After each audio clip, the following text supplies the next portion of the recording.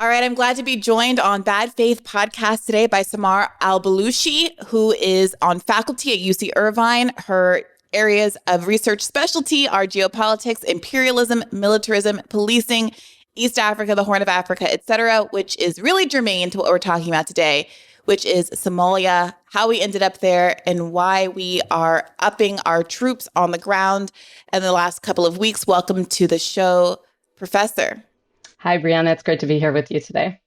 It's great to have you. So I know that some listeners are going to share my confusion as to why we are in East Africa in the first place. I know many on the left are very attuned to U.S. imperialism and are frustrated by the lack of discourse around how many troops are currently and on an ongoing basis in Africa. There is a real media void when it comes to talking about what is happening on that continent. So I'm hoping that you can give us a little background and perspective and help us understand in the first instance why U.S. troops ended up in Somalia in the first place. Absolutely. So I think Americans tend to think of the war on terror as something that's been occurring primarily outside of Africa for the last 20 years. And it's only been in the last few years, I would say, that we've started to pay more attention to the African continent under the assumption that Africa represents a quote unquote newer front on the war on terror. And I think that's slightly mistaken, actually, because we could go as far back as 1998 when Al-Qaeda targeted US embassies in Nairobi and Dar es Salaam. And it was at that time that Al-Qaeda actually first emerged as a global network that posed, a seemingly significant threat to the United States. And immediately, in the immediate aftermath of those attacks in Nairobi and Dar es Salaam, the FBI dispatched the largest number of agents outside of U.S. territory for the first time in its history, and then collaborated very closely with governments in the region, Kenya and Tanzania, to seek out the suspects. Now, another thing that we often forget is that within that same month of August 1998, President Clinton claimed that Sudan was producing chemical weapons, and they were trying to make links again with the attacks that had taken place. And President Clinton bombed a pharmaceutical factory in Sudan, and this was the largest pharmaceutical factory that produced anti-malarial medications. And the effects of that bombing just had devastating consequences for the Sudanese people. So I just wanted to put that out there as something that actually predates 9/11, that we, tend to forget in our thinking of this kind of 20-year plus period of the war on terror. I'm glad you did. I was actually living in Kenya. I was about to start the 8th grade when that bombing happened, and we lost some, members of our community at the international school there in that bombing. And it always surprised me. I moved back to the States 6 months before 9/11, just a few years later. And many of the victims of the Kenya bombing didn't start to get any real attention until they were kind of lumped into the 9/11 settlements, which is, I think, a real indictment of how little attention is paid to things that happen in Africa. But please, I'm sorry, I don't mean to interrupt. Absolutely. And there's a prominent Kenyan politician, actually, he's the father of Lupita Nyong'o, who made some strong public comments at the time, observing that the U.S. was dedicating more money towards rebuilding the U.S. embassies than it was towards helping the families of the victims, the Kenyan and Tanzanian victims. So it really, I think stood out for East Africans as a clear demarcation of whose lives were valuable and whose were not. So if we now jump forward a little bit, in the aftermath of 9/11, the Bush administration was expressing concern about developments in Africa. They didn't receive as much attention, but Somalia was of interest. And I think what's key here is that because the U.S. military had been involved in Somalia in the 1990s and exited on very embarrassing terms, as we know, a number of U.S. troops were killed in the Black Hawk Down incident of 1993. And so the U.S. was determined to avoid putting U.S. troops on the front lines. And for that reason, as they monitored developments in Somalia, they were looking for African partners. And they very creatively invoked this terminology of African solutions to African problems in order to justify the putting African troops on the front lines. Now, Ethiopia was the first country to step up to offer to intervene, which it did with US backing in December of 2006. And this occurred at a time that Somalia was finally starting to reclaim some level of stability in the country. So it was alarming, I think, for Somalis and created factions within the leadership that existed. And it was in that context that we saw the rise of the more militant dimensions of the leadership in Somalia that then emerged in the form of Al-Shabaab. So it was the US-backed Ethiopian invasion that contributed to the very existence of the very force that we now claim to be combating today. So just so I understand this, ostensibly with the goal of combating terrorism, of combating Al-Qaeda, the U.S. backed Ethiopian troops to intervene in Somalia. And in Ethiopia, for its own reasons that I'm sure you could explain, was the first to volunteer basically to be part of this Solutions to African Problems intervention into Somalia. That's correct. Yeah, so Ethiopia did have its own reasons for intervening that were very specific to regional politics. And I think it's important to take the time as we are trying to unpack what's going on here to study the regional politics on the ground, because that does play a very significant role in, essentially what's unfolding. And I think there's a tendency amongst Americans, anti-imperialists in particular, to focus only on the U.S. as though it's the most significant actor. And that's simply not the case, precisely because the U.S. has begun very strategically to disperse its power to so many different partners on the ground. And inevitably, that means that there's so many different interests at stake. Now, if we kind of stick to that moment of December 2006, the Ethiopian invasion, what's really important to highlight here is that there was no first of all, there was no conversation in Congress, right, about U.S. involvement backing this invasion, nor was there any debate at the UN Security Council about the fact that this invasion took place, right? And instead, what the UN did was to authorize the creation of a peacekeeping mission that would effectively legitimate the presence of foreign troops on Somalia soil, right? And so here, the language of peacekeeping serves as a cover for military intervention and has continued to do so for the last 15 years because the UN has every certain number of years, it has to come back to the drawing board and say, okay, are we going to renew the mandate of this peacekeeping operation? They renew.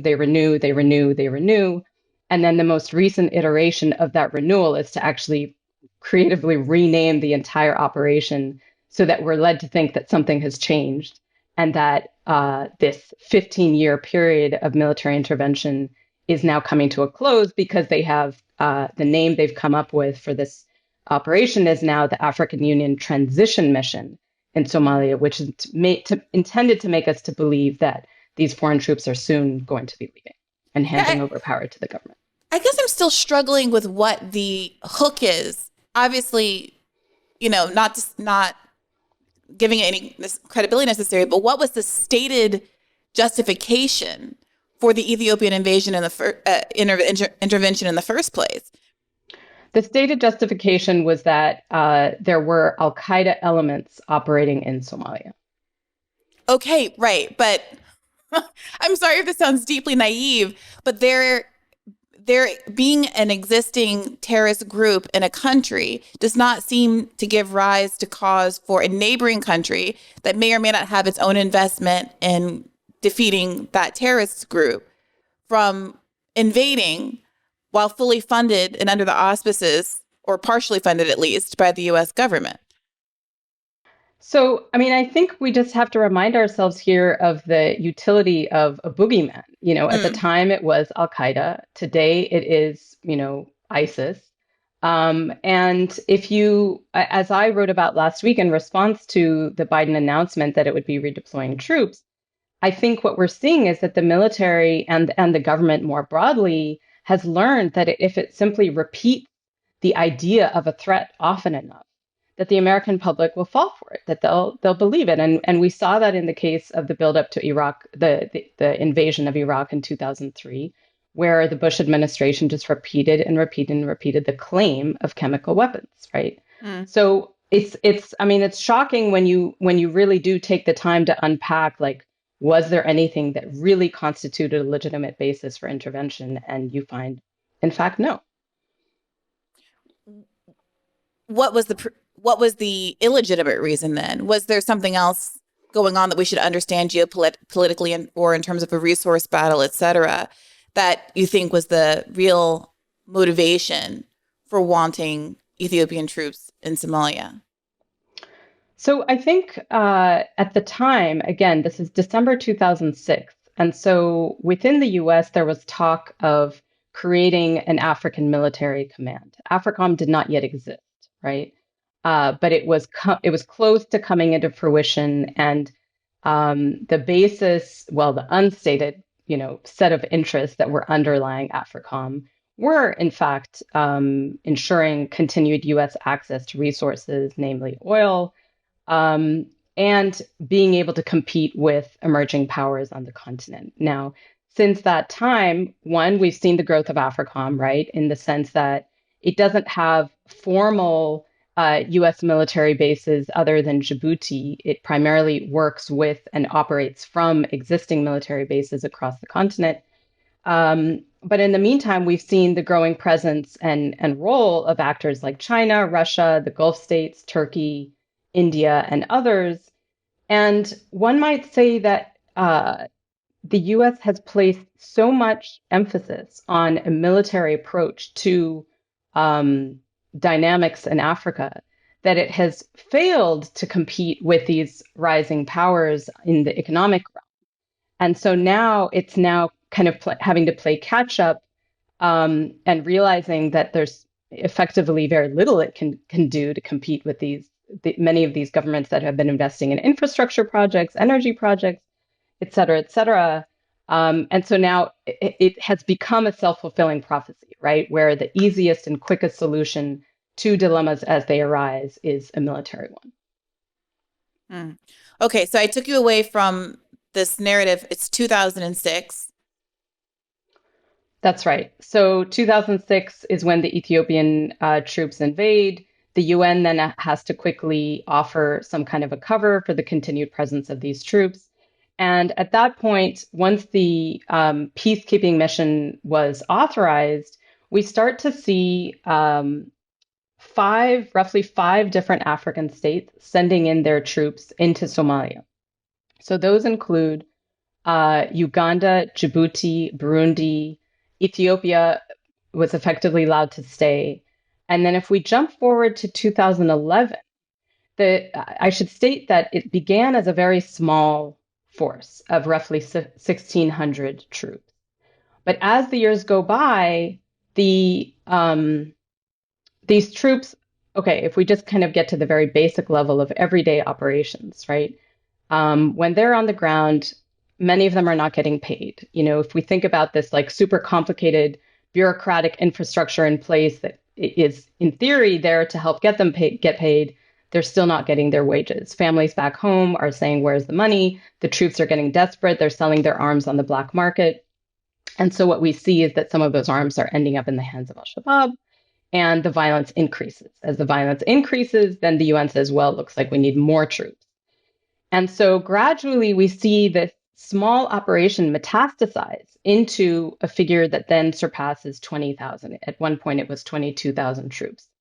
Now, fast forward to 2011, the Kenyan government had not yet been involved in Somalia, officially speaking. In fact, it had been doing some kind of meddling across the borders, at least as early as 2009. But in 2011, the Kenyan military said, we want to intervene too. And the US knew that this was, potentially on the books. They actually tried to discourage the Kenyan military from invading. And this is, again, another reminder to think in more complex ways about the kinds of partners that the US relies on. We often invoke the language of proxy, assuming that those partners simply follow US orders. But in this case, you might say that the Kenyan government defied the US's wishes in 2011 when it decided to invade. Nonetheless, the Kenyan government sends troops across the border, and then they're told, oh, okay, if you want to stay, we'll just incorporate you into this peacekeeping mission. So what Again, is providing the a cover. motivation of not just Kenya, but all of the other five other surrounding nations to send troops into Somalia? Primarily financial. What we're learning is that in order to compete in today's highly militarized global economy, a growing number of African states are realizing you have to sign up and join the war on terror. Simple as that. Now, Somalia is a cash cow in that sense. They have learned that this is not simply a short-term operation, and that if they sign up to send their troops, not only will the troops be eligible for salaries that are up to 10 times what they earn back home, but then the governments themselves are eligible for increased foreign military assistance in the name of peace and security and this fight against Al-Shabaab. And what's going on internally in Somalia? What are the political attitudes toward both the, you know, the presence of terrorists in the country? Is there a kind of an internal pushback, and what does that look like? And also, what is the attitude toward all of these outside interveners? I think it entirely depends on who you speak to when, Mm. thinking about those questions. There are a select group of actors, primarily the political elite, who by and large have profited from this war against Al-Shabaab, precisely because so much money has been flowing in the name of peace and security. I mean, the number of international peace conferences that have been held, the number of trainings that have been held. Um, so for the political elite at the top, there is sadly a twisted incentive to maintain instability in order to continue the inflow of money, right? Now, for the majority of the population, they're caught between this fledgling Somali government, which is effectively propped up by the peacekeepers and by foreign powers, and which has very little control over territory beyond a certain area within Mogadishu, within the capital city. And then on the other hand, they have to deal with Al-Shabaab, which most people, given the opportunity to speak freely, would certainly be critical of because of the effects that its violence has had. But Al-Shabaab has very creatively, as many militant organizations often do, found ways to make itself useful, right? And so by providing, basic goods, by involving itself in kind of daily affairs, including judgments, like legal judgments, for example. Mm. So one thing I didn't mention is that the government that had been in place just before the Ethiopians invaded it was an Islamic courts system, right? And there was a lot of kind of demonization in the Western press about this being a highly conservative court system, which it was. But I think a lot of Somalis felt that, okay, but at least it is restoring some semblance of order. Mm. So I think the majority of people are really feel caught in between this broader set of forces. Okay. And it never occurs to the US to look around and see how other people have been gaining power and influence by, providing resources, the way that other countries have tried these infrastructure projects. That's just not America's bag. Not to say that other forms of imperialism are kind of value neutral or inherently positive, but there's never any desire to shift toward any of these other kinds of modalities when you see, okay, there's this enormous incentive for people to join up this military effort just because their resources are so scant in this area that we could just be paying people salaries and doing actual humanitarian intervention instead. That's not a thing. I would actually like to be a fly on the wall in some like US conversations and especially Africom and the military, because I think within the US military, there's an awareness of the degree to which private security in particular and Mm. military contractors are just, making so much money off of these operations that there must be some semblance of critical thinking going on and awareness of the degree to which they're just adding flame to the fire, right? And that's where I think we need a lot more attention in the case of Somalia is to those private security contractors that have literally been making millions. Mm. Mm. Okay, so how do we get from this point? And I don't mean to make you jump ahead unnecessarily, if there's more here that we should unpack, but how do we get from this point to a Trump withdrawal? Okay, so Trump, as we know, I think campaigning for the presidency, and then once he was in office, was intent to push back against U.S. military interventionism, and that in of itself was kind of intriguing. And I think that he would claim that he fulfilled that promise by withdrawing the U.S. troops from Somalia. Admittedly, it was literally, within the remaining final days of his time in office that he actually removed them. And importantly, it's not as though those troops were removed from the African continent as a whole. They were simply shuffled and sent to Djibouti and to Kenya. Mm. Now, the reason that I believe that that move didn't represent anything other than a symbolic one was one, because again, the troops remain nearby with the ability to deploy, redeploy quickly as needed, as they have continued to do over the course of this last year. They've been flying in and out to conduct trainings, ostensibly, that's what we're told.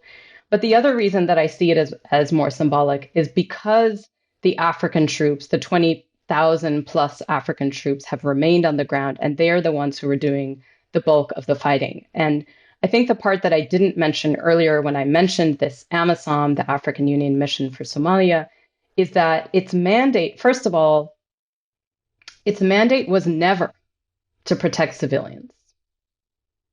Its mandate was to protect the externally installed Somali government and to quell the threat posed by Al-Shabaab.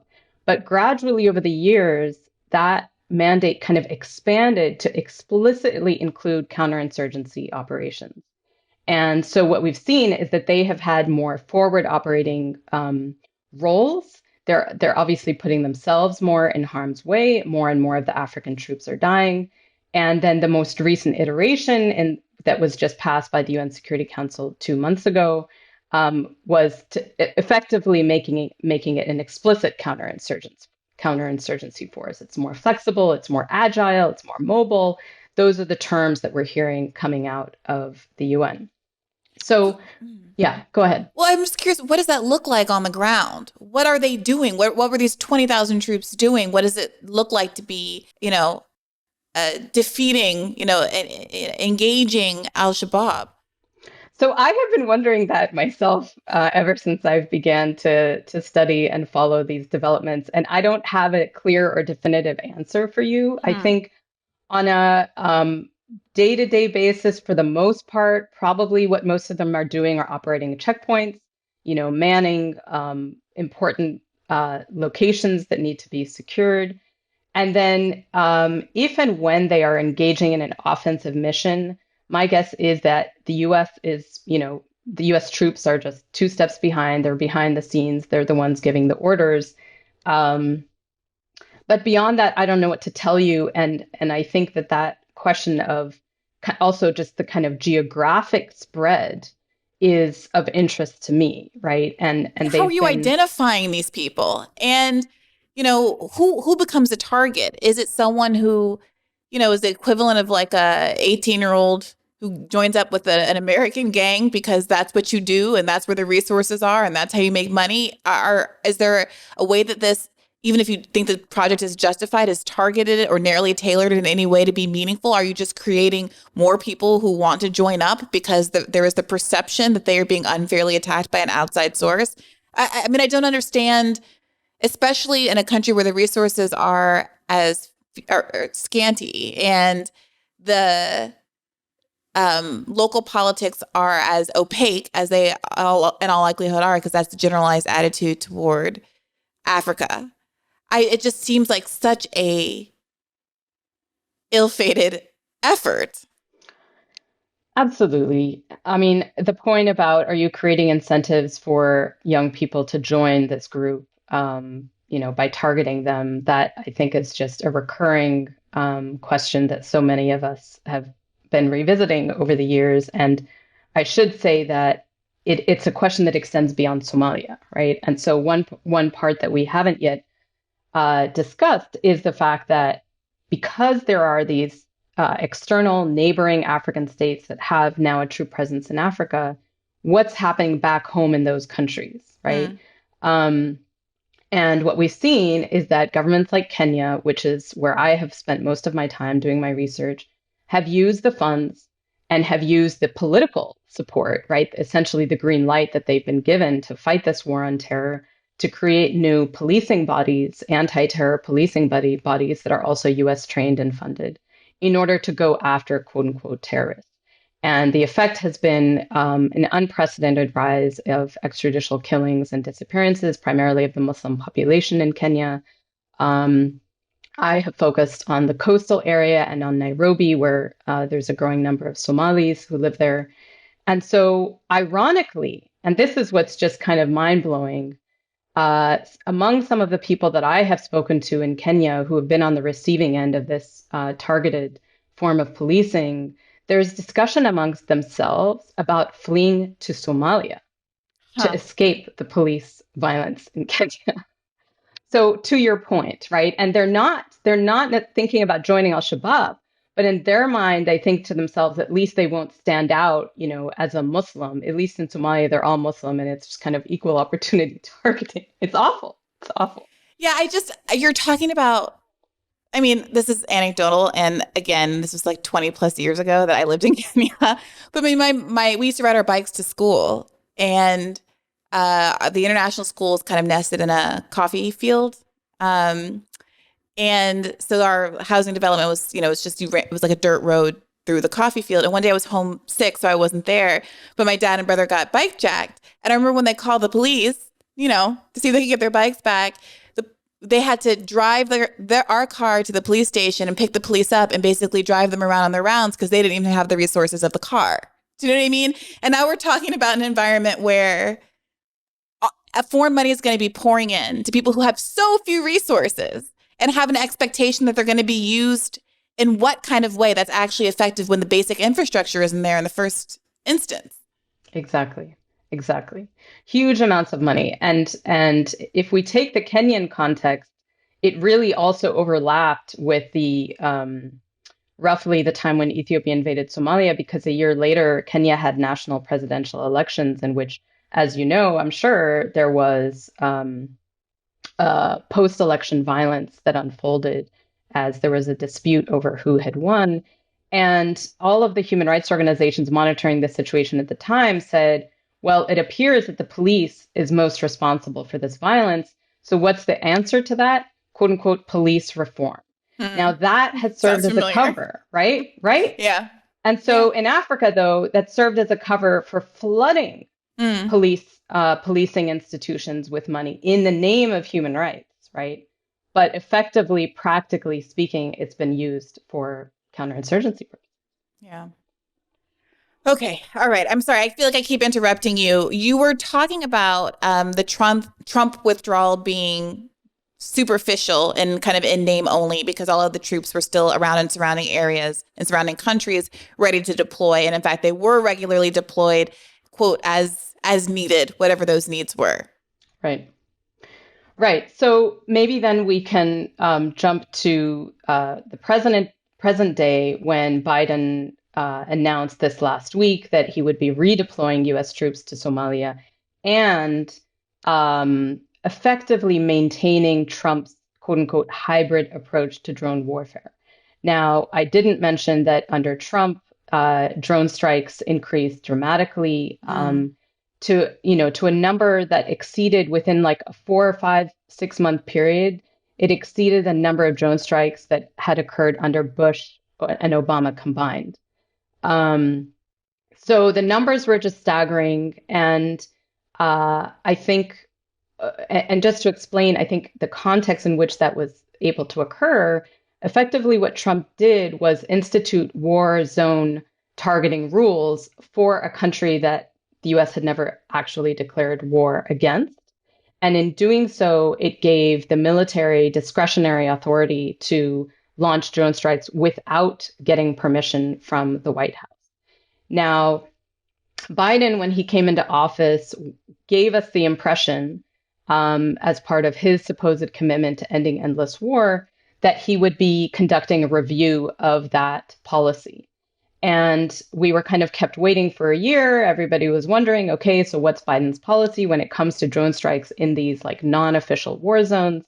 And now it has become clear that effectively the only thing they're changing is telling the military, you just have to check with a State Department representative on the ground. You don't have to check with the White House.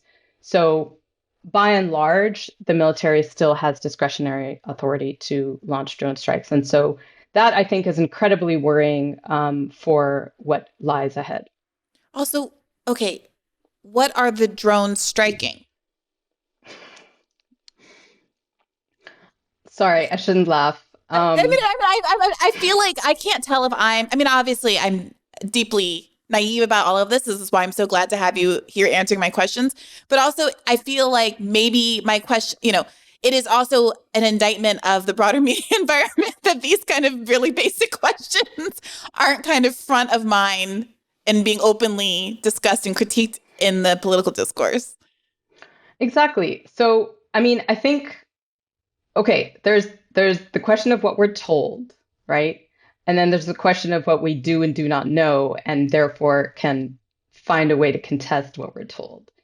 So what we're told is that, when a strike is launched, the target is some high-level member of Al-Shabaab, high-level leader. And if you look at some of the news reports from last week, what Africom is saying is that they have identified 12 individuals that they are determined to target. And again, without the ability to question and learn more about who those 12 individuals are and why they supposedly constitute a threat to the interests of the United States, right?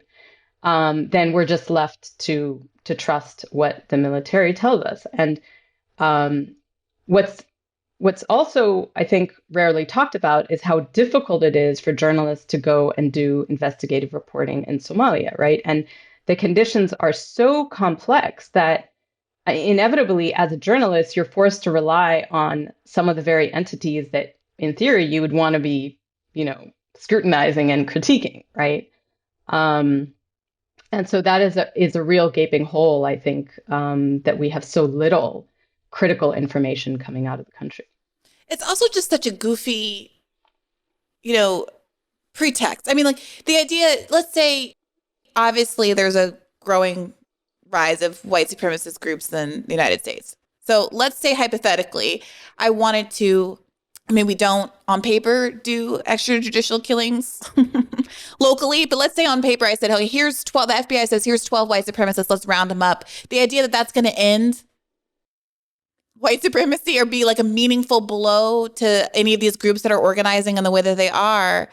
It's not that there shouldn't be a goal to arrest people who are breaking laws or to address the crisis. But the idea that simply droning them out of existence is going to be a meaningful blow to what apparently is a significant enough terrorist group that it has gotten 5 or 6 surrounding African nations involved in 20,000 troops on the ground seems to be laughable on its face. Mm-hmm.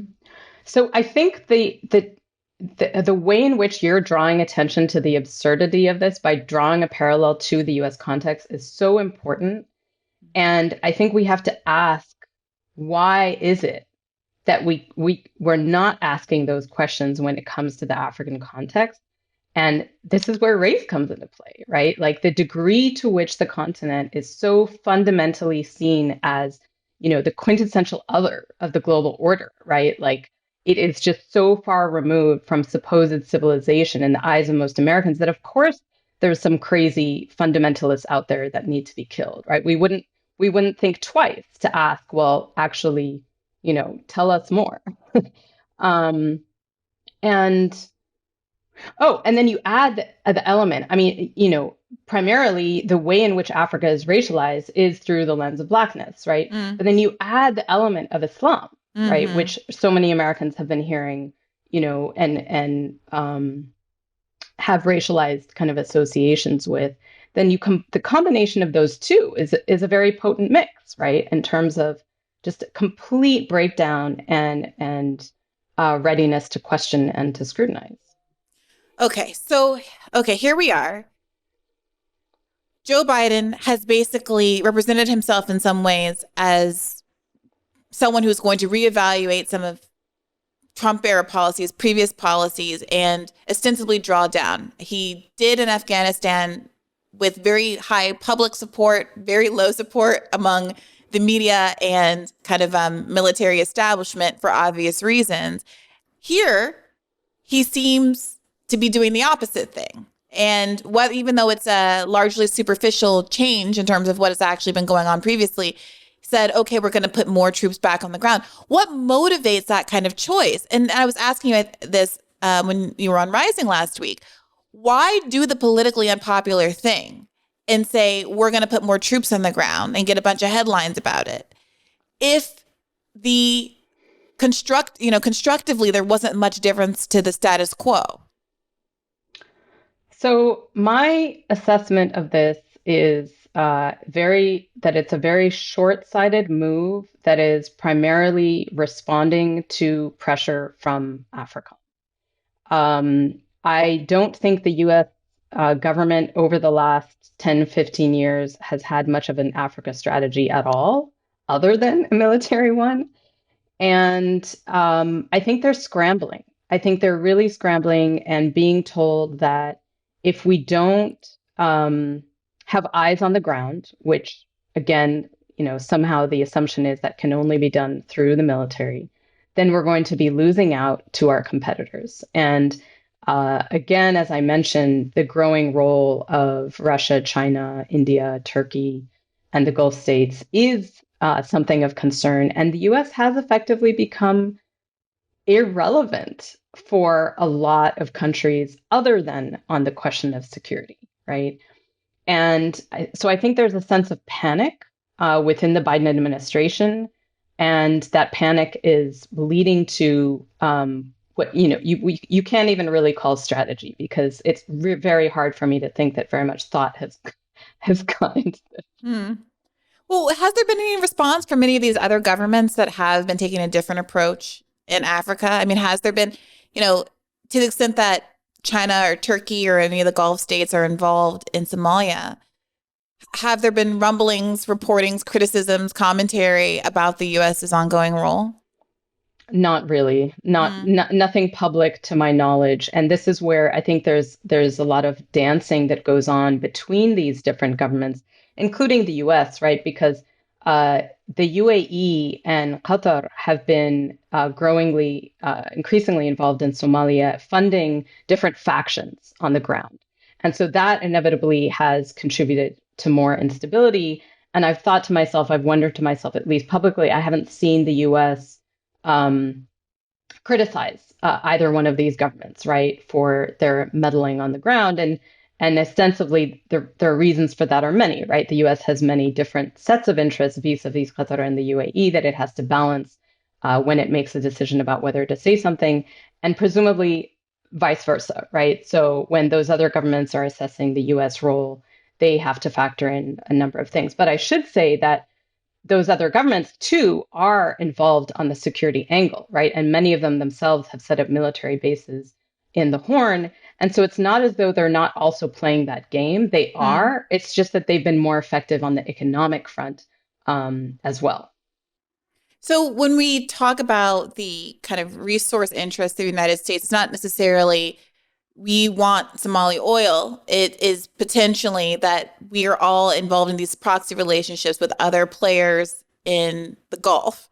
And that, I'm curious, is there a relationship at all between these rising oil prices, Saudi Arabia's unwillingness to play ball with Joe Biden because of perceived slights, et cetera? In the past, Clint Klippenstein has written a great deal about this over at The Intercept.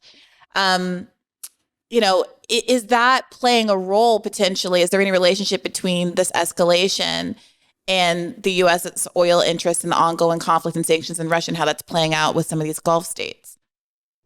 That's a very good question, and one that I don't think I have an answer to, again, without having insights into what the conversations have been internally within the Biden administration. I think it's probably giving them too much credit. I see. Honestly, I really do.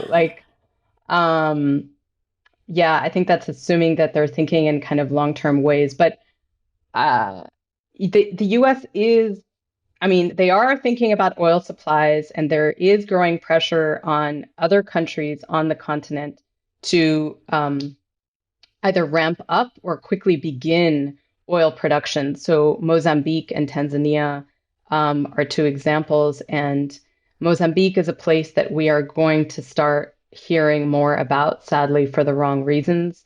There was an insurgency there in 2017, and very, very quietly, we're seeing a number of external actors arrive on the scene, ostensibly to go after another quote unquote group called Al-Shabaab.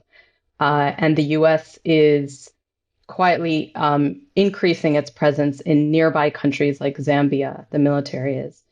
Um, so I do think that resources are continuing to play a role. And then we have to ask ourselves, for countries for whom they have not yet been massive oil producing states, what it means for them to invest what little money they have to quickly become oil producing states to meet the current shortage, Hmm. knowing that in the long term, it may or may not pay off.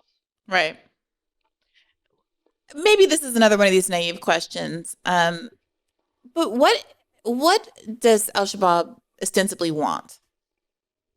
I mean, I think the very short answer to that would be, the removal of foreign presence from Somalia. Well, Yeah.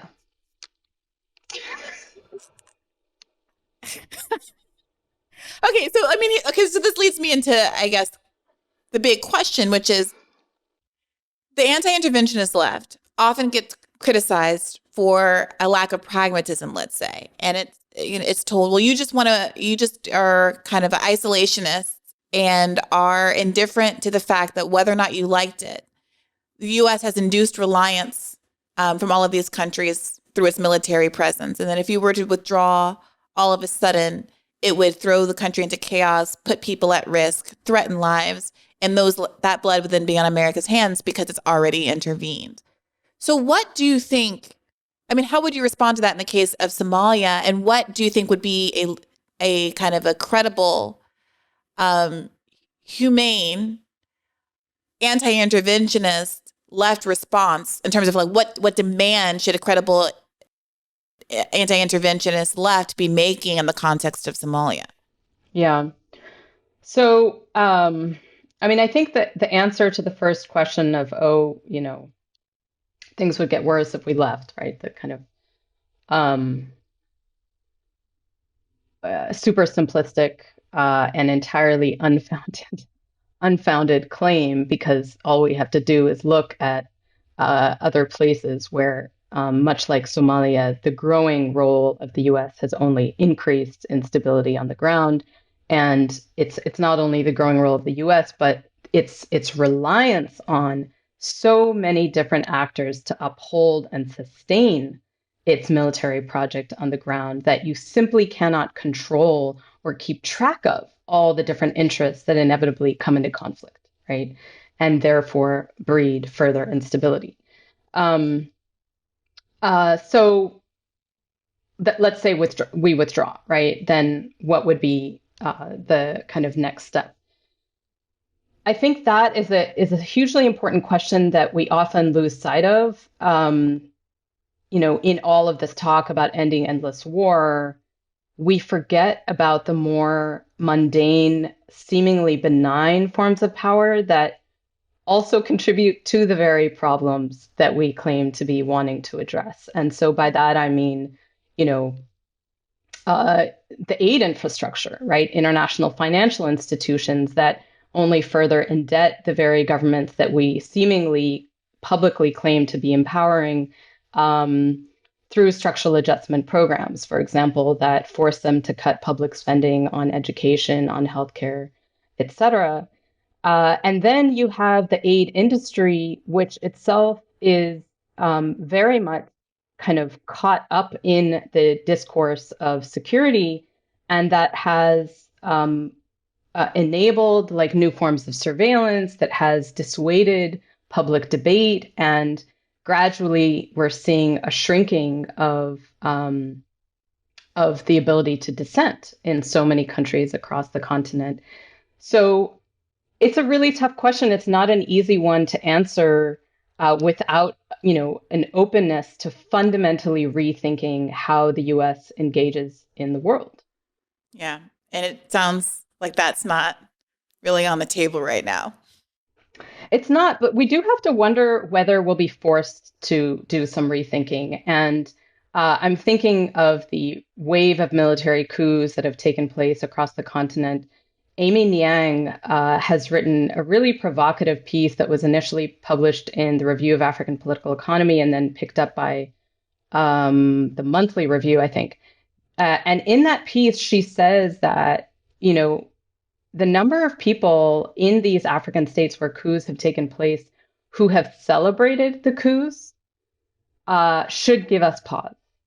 And what she's saying is that I think we may be seeing a resurgence of the kinds of uprisings that we saw 10, 12 years ago across the African continent as people, effectively give up on the structures that are currently in place and are ready to embrace whatever is presented to them in the form of something new, some kind of radical change. Yeah, we had a guest on Rising a couple of weeks ago who was talking about the difference in terms of political reaction or public reaction to Russia's invasion of Ukraine and the global South, and how the kind of intense, almost jingoistic, fidelity, kind of like these pledges that people are making in America with the Ukraine flags and their emojis, and you can't walk around DC without seeing house after house with the Ukrainian flag hanging outside of it. Homes that probably would never fly an American flag because of the implications of what that kind of patriotism means in this left-right binary, are all have Ukrainian flags out front, and it is akin to a kind of traitorism to say anything other than like I pledge fidelity to Ukraine. If you don't, you're a Putin puppet. If you want to have any conversation about the events that led up to the invasion, then you're a Putin puppet. Contrast that to the attitudes out of the global South, and it's very much, this isn't my fight. This is above me. Like, I don't understand why you're asking me to get involved. And that's a different kind of a posture than we've seen in the past. And perhaps is also indicative of changing attitudes toward the impunity with which the United States and these global powers, exert their will across the world. I think that's absolutely right. And we saw earlier signs of that changing attitude in the debates around the International Criminal Court, right? Where so many Africans were pointing out the hypocrisy of the fact that the US is not only not a member, never signed up to join the ICC in order to hold itself accountable, but also has actively worked to shield its most important partners from scrutiny by the ICC. And so I absolutely agree. There's a growing readiness to critique and point out that hypocrisy. And I do wonder whether what we'll start to see in the coming months as the long-term effects of the Russia-Ukraine conflict take their hold on so many people's lives in the sense of the food shortages, right? And the effects, I think, of the food shortages are incredibly real. And the US is already positioning itself as a supposed savior. As you know, in the $40 billion aid package that was announced for Ukraine, there's $5 billion that's ostensibly been set aside for global food aid. And I think we're going to be paraded with all kinds of narratives from the Biden administration telling us how they're saving Africans and saving the global South from hunger through this aid package. But we have to ask ourselves, how is that aid going to be distributed? Number one, are there going to be conditions? Number two, are African governments going to be forced to sign on effectively either in support of the broader war against Russia, or they're going to be asked to sign on to other conditions? And we have to remind ourselves that food aid itself has been used as a cover, as a justification for military intervention itself. Yeah. That was the case in Somalia in the 1990s. And so, concretely speaking, what is this going to look like on the ground on the continent? Yeah. And I'd also love to be asking a little bit why it is that in huge swaths of an entire continent that is rich in resources is so reliant on grain coming out of Ukraine, and how we got to this place anyway, and all of the environmental reasons, the geopolitical reasons, all of it. But I hope to have you back shortly to talk about this. I'd love to do a panel. We had a conversation about the ongoing conflicts in Ethiopia and Tigray. There's so much to unpack, and I'm so grateful to have met you and found you as a resource. Dr. Al Bulushi, can you tell our audience where to find you and your work, and also your recent article? Absolutely. So I'm based at UC Irvine in the Department of Anthropology. I have a faculty website there. And my most recent piece was published in Responsible Statecraft, which is part of the Quincy Institute. I think it may also be posted this week by Africa as a Country. Thanks so much, Briahna. Yeah, of course. And do you have social media handle people can follow you? Oh, yes. My Twitter is Samar42, SAMAR 42. Okay, perfect. Thank you so much to everyone who listened in. I feel extremely edified, and I'm looking forward to talking to all of you about this on our call-in episode later tonight. As a reminder, this is a podcast that comes out twice a week. To get the premium version on Monday, you can go to patreon.com/badfaithpodcast, where you can, for $5 a month, get access to our full back catalog and also videos of these podcast episodes. We appreciate your support, and it enables us to continue to do independent media and bring you wonderful guests like these who help us get a bigger, better, clearer picture of what's going on in the world. Thank you for your support. And as always, keep the faith. Hey, YouTube. Thanks for watching. Just a reminder that this is a podcast. You can catch an extra premium episode every Monday for $5 a month at patreon.com/badfaithpodcast. That's patreon.com/badfaithpodcast for $5 a month, an extra episode every week. Additionally, please do consider liking this video, subscribing to this channel. It helps us out. It helps independent media beat the algorithm. We appreciate you. And as always, keep the faith.